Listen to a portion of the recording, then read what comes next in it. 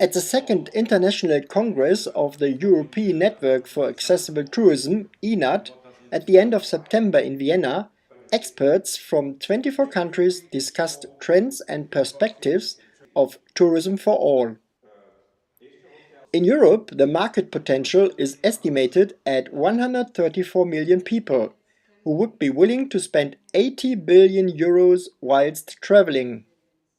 The presentation about the latest tourism project without barriers from Germany, Spain, Italy, Hungary and the small place Luja in Portugal got a lot of applause too. I think that's one of the things that are important now for a village who have 70,000 inhabitants. It's the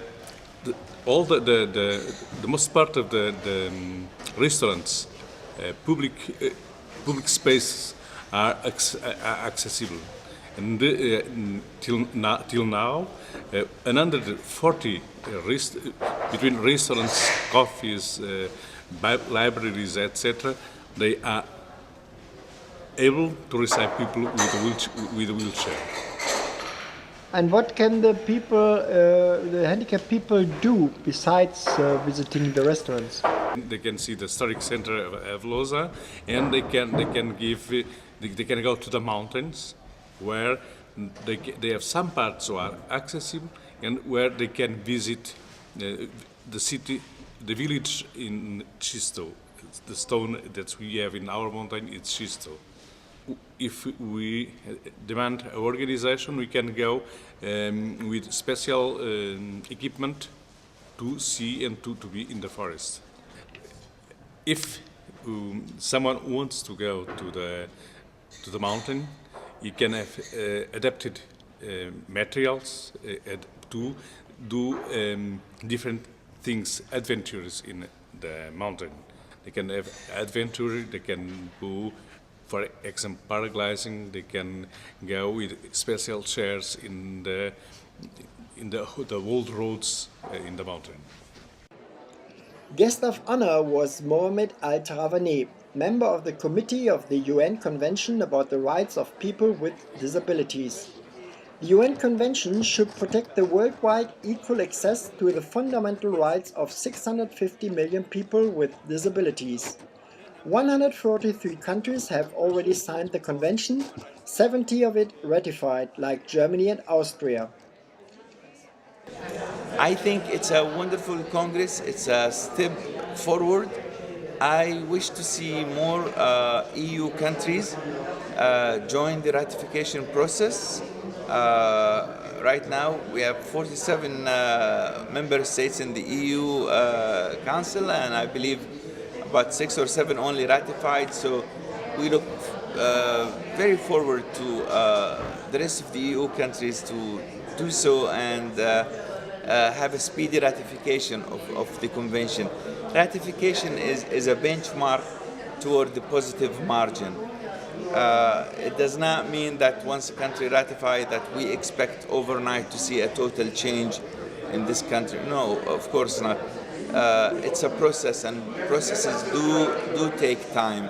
My recommendation to ENAT is to increase the current work at the regional and national level that they're already doing, but also to network and reach out beyond the EU level. Yes, I highly recommend international global work that ENAT is performing at this particular point in time. The opportunity to exchange intensely about new trends and perspectives was used also during the breaks. A review of projects of ENAT was given by their managing director, Ivar Ambrose. One in the Czech Republic, Athena project, Accessible Tourism, Humans, Education, New Approaches, which is about education and training. The CETA project that you've heard about on competitiveness for European tourism for all. A new project also on education and training. ETCATS is the unfortunate acronym, difficult to say, but it's referring to a European training certificate in access for all in the tourism sector. This is trying to create an umbrella around a curriculum and a program for how you actually train people in Europe. so that we, from the beginning, try to get a common playing field, a level playing field for everybody who is going to work in this area of training. And there's a training program started by the Slovenian organization, CENT, which is also here today, improving accessibility through training in tourism. These are just 4 projects. We should have 400 projects. And of course there are many people doing their own projects that aren't listed here, but I just mentioned these because these are transnational projects where we've got some involvement from ENAT and where all of you can be involved to some degree because they are international projects. Afterwards, the president of ENAT, Lilian Müller from Sweden, summarized the result of 2 successful days of Congress. To make it very short is to summarize it in 4 words, namely, one big step forward. I think that we all, no matter if we are old foxes, as Peter mentioned, or if we are new in this area, I think we all can go home and with a lot of new perspectives, ideas, inspiration. We have discussed quite a lot if accessible tourism is a social responsibility or if it's a market opportunity. And also in my understanding of this field, I mean it's both. The second ENAT Congress in Vienna was perfectly organized by the Austrian information platform Tourism Without Barriers, IBFT. Their first chairperson, Angelika Laburda, answered our final question basically satisfied.